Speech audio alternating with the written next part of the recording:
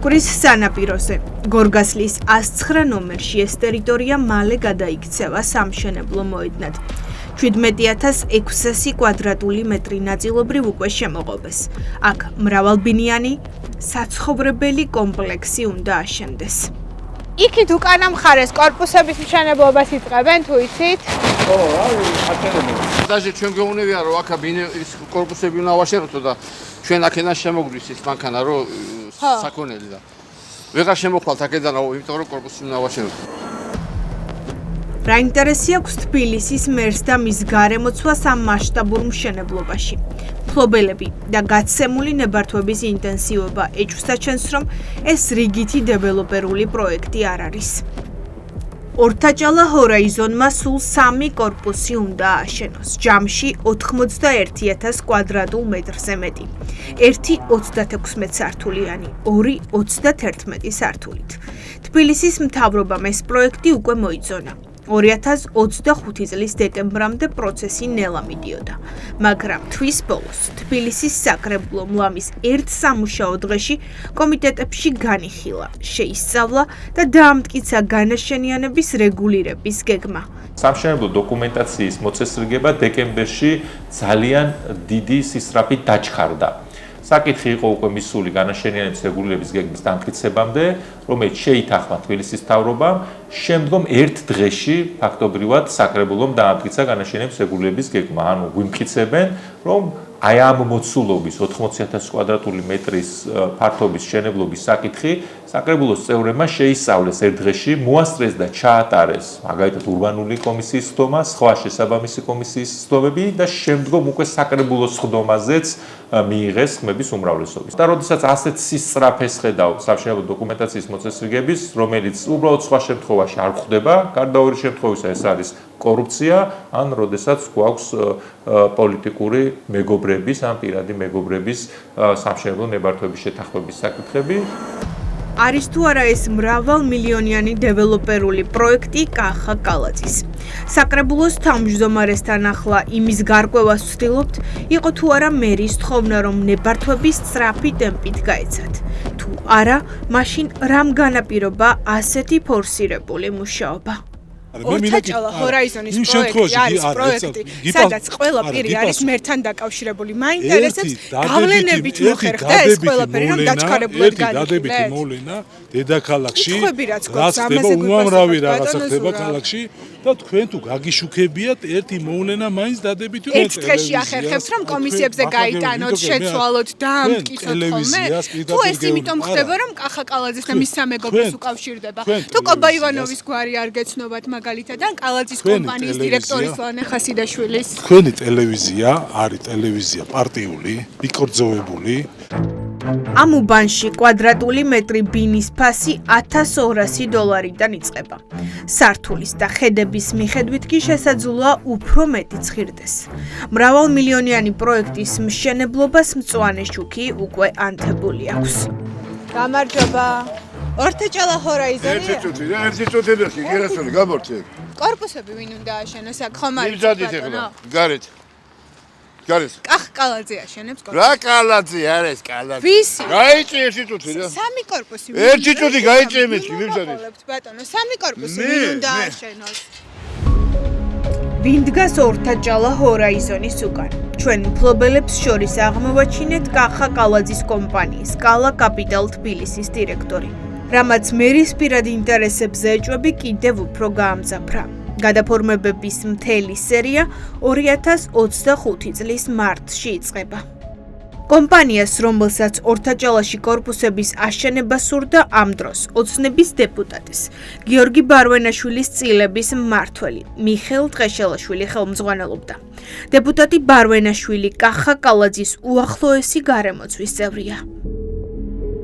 ბატონო გიორგი, კახა კალაძის მეგობარი ხომ ხართ? ამასაც ხომ ვერ უარყავთ? რა პრობლემა, მეგობრობა კაია მე. თქვენ ყავთ მეგობრები? მეგობრობას ასე იყენებს ბატონო გიორგი? კარგით. მერთან მეგობრობას ოცნების დეპუტატი ვერ უარყოფს. ვერც იმას, რომ მიხეილ ტყეშელაშვილი მის ბიზნესებს მართავს. ალაძემ გთხოვათ, რომ თქვენ ჩართულიყავით ამ პროცესში? რა პროცესზე ლაპარაკობთ? ორთაჭალაში სამშენებლო ბიზნესზე გესაუბრებით. მიხეილ ტყეშელაშვილი ხომ არის თქვენი წილების მმართველი? კომენტარს არ გაძლევთ. თქვენ რომელი გთხოვათ, არხი რომ არის? სამშენებლო ბიზნესში ჩართულიყავით თქვენ რომელი ამ არხი არის? ფორმით? TV პირველი. საინტერესო არხი არის ძალიან. მიხეილ ტყეშელაშვილი იყო ამ კომპანიის დირექტორი. მან მიჰყიდა კალაძის კომპანიის დირექტორის წილები ამ კომპანიაში თითქმის $1 მილიონ. თქვენ არიცით ამ ამის შესახებ? კალაძე არ გთხოვათ ჩართვა? კომენტარს არ გაძლევთ. 2025 წლის 26 მარტს მშენებელი კომპანია, რომელსაც აქამდე ბარვენაშვილის წილების მმართველი ხელმძღვანელობდა, ჟპს ტეվել ჯგუფმა იყიდა. დამფუძნებელიც და დირექტორიც ლანა ხასიდაშვილი იყო. ხასიდაშვილი ახლა კალაძის იმ კომპანიის დირექტორია, რომლითაც მერი ოცნების ახდენას გეგმავდა. ეს არის ჩემი, ასე ვთქვათ, ჰობი, გატაცება იყო ბავშვობიდან და მქონდა ყოველთვის ამის სურვილი და ვაპირებ ახალგაზრდებთან ერთად განვახორციელო აღნიშნული პროექტი. რამდენად გამოგვივა არ ვიცი, ნახოთ, ეს არის ძველი ავტომობილების რესტავრაცია და საერთაშორისო არენაზე მათი გაყვანა. 31 მარტს, ზუსტად 5 დღეში, ეს კომპანია ლანა ხასიდაშვილისგან კახაბერ კობა ივანოვზე გადაფორმდა, მხოლოდ 1000 ლარად. დირექტორადაც თავად დაინიშნა. ანუ, ახლა უკვე ერთ პროექტში კალაძის კომპანიის დირექტორთან ერთად მისი კიდევ ერთი მეგობარი გამოჩნდა. ჩნდება კითხვა, რატომ? მით უმეტეს, რომ კახაბერ კობა ივანოვის და ლანა ხასიდაშვილის დუეტი აქამდეც სწორედ კალაძის კომპანიაში გამოჩნდა. ეს ტანდემი მაშინ შედგა, როცა ჯერ ერთი დაინიშნა კალა კაპიტალ თბილისის დირექტორად, შემდეგ კი 2 დღეში მეორე.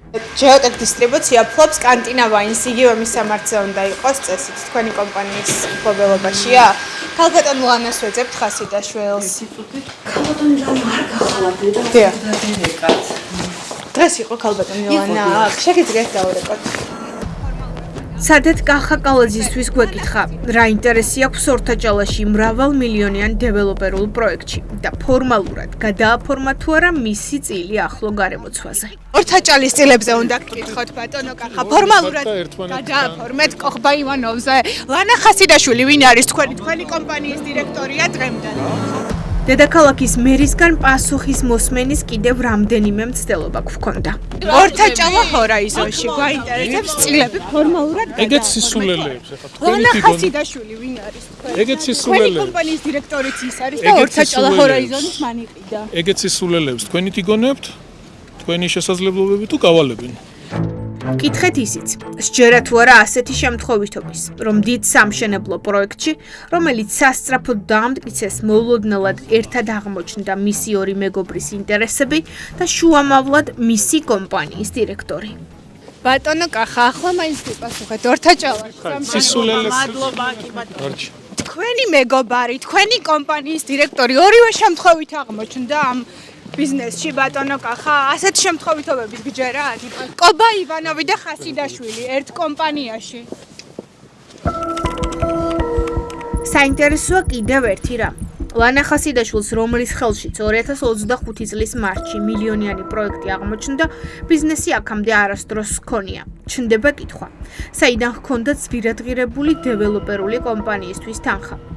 ლანა ხასიდაშვილს ჩვენ მისი კიდევ ერთი კომპანიის რეგისტრაციის მისამართზე ვეძებდით. იქ უნდა ყოფილიყო კობა ივანოვიც. გნებავთ ჩვენ დირექტორის თქვენ დირექტორი კახაბერ კობა ივანოვი. კი. ხო, მაშინ ბატონ კახას იმართ. სხვათაშორის ბატონი კახაბერ კობა ივანოვია, იგივე მშენებელი კომპანიის მფლობელი და ორთაჭალაში რა კორპუსებს აშენებს ეს გვაინტერესებს. მე არ ვიცი.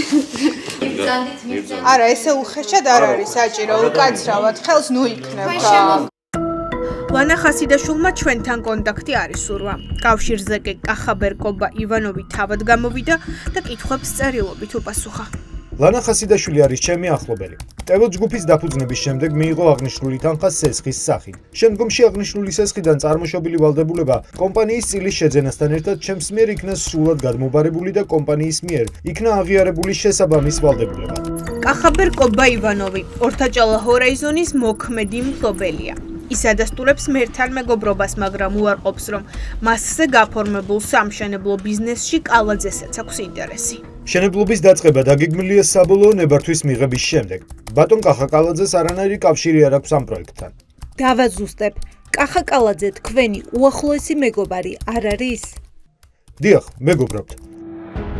ყველა ფიგურანტი უარყოფს ორთაჭალის პროექტში კახა კალაძის ინტერესებს, მაგრამ ფაქტები ასე გამოიყურება. მიხეილ ტყეშელაშვილი, კალაძის მეგობრის ბიზნესების მმართველი, კახაბერ კობა ივანოვი, კალაძის მეგობარი და ლანა ხასიდაშვილი, კალაძის მეგობრის ახლობელი და თან მერის კომპანიის დირექტორი. ყველამ ერთად ორთაჭალა ჰორაიზონის გარშემო მოიყარა თავი. ყველა ეტაპზე დაწყებული პირველიდან დამთავრებული ბოლომდე მშენებლობის მესაკუთრე იყო ადამიანი, რომელიც შეგვიძლია ვივარაუდოთ, რომ ან თავად კალაძისთვის ფლობდა ამ ქონებას და რეალურად კალაძის არის, ან კალაძეს თავისი ვიწრო სამეგობროსთვის ჰქონდა. ფაქტობრივად კალაძის პირადი კადრი აღმოჩნდა ამ მშენებლობის მესაკუთრე და ძალიან მალევე, როგორც ჩანს, ჩათვალეს, რომ საეჭვო იქნებოდა ამ ადამიანზე მშენებლობის არსებობა, ძალიან მალევე მშენებლობა გადაფორმდა კახა კობა ივანოვზე, ეს არის ადამიანი, რომელიც არის დაკავშირებული არქის კომპანიებთან, რომელიც არის პირადი მეგობარი კალაძის, რომელიც ასევე წარმოადგენს კალაძის ძალიან ახლო ვიწრო წრეს. ვისია რეალურად ეს მშენებლობა პირადად და მხოლოდ კალაძის, თუ ეს არის მშენებლობა, რომელიც მის ვიწრო სამეგობროს ეკუთვნის, რომელიც როგორც ჩანს მერობის თანამდებობიდან წასვლის წინ, ასე ვთქვათ, ბოლო ლუკმად უნდა რომ გაიყოლოს კალაძეს, თუ ეს არის უბრალო დამთხვევა, ეს ადამიანები შემთხვევით აღმოჩნდნენ ამ მშენებლობის გარშემო. კვლევარები დიდი ხანია აკვირდებიან სამშენებლო ბიზნესს და იციან, რომ დაჩქარებული ტემპით საქმე მხოლოდ მაშინ მიდის, როცა ეს ან პირადად კახა კალაძეს ან მის ვიწრო წრეს სჭირდება ხოლმე. ორთაჭალა ჰორაიზონის მშენებლობა კი პირველი შემთხვევაა, როცა ასე მკაფიოდ ჩნდება დეველოპმენტში კალაძის ინტერესების კონტურები. აი ამ შიდა კლანური ომის პირობებში, რაც ქართულ ოცნებაში ხდება, ესენი რაღაც გადარჩენას ცდილობენ, მათ შორის საკუთარი თავის და მათ შორის აი მობილიზაციას მაქსიმალურად რესურსების, რომ იქნებ მოასწრონ ახალი მშენებლობები, ახალი ნებართვები. ამ შემთხვევაში განსხვავებული არის ის, რომ უშუალოდ კალაძის და იმას თქვა სანდოპირი გამოჩნდა ამ ყველაფერში. ეს მათ შორის ალბათ იმასაც უკავშირდება, რომ ეხლა რასაც ბოლო პერიოდში ხედავთ, ამ შიდა კლანურ ომს შეიძლება კალაძის სჭირდება, რომ პირადი გარანტია ქონდეს იმაზე, რომ ეს რო აშენდება, მას თავისი წილი ამ ყველაფერში ექნება. კალაძის ინტერესებზე სამშენებლო ბიზნესში აქამდეც ბევრი თქმულა. დიდ დეველოპერულ პროექტებში მერის უახლოესი გარემოცვა და სამეგობრო მუდმივად ჩანს. ორთაჭალა ჰორაიზონი კი ახალი მაგალითია, სადაც, როგორც ამტკიცებენ, უბრალოდ კალაძის კიდევ ერთმა მეგობარმა გადაწყვიტა დიდი მშენებლობა.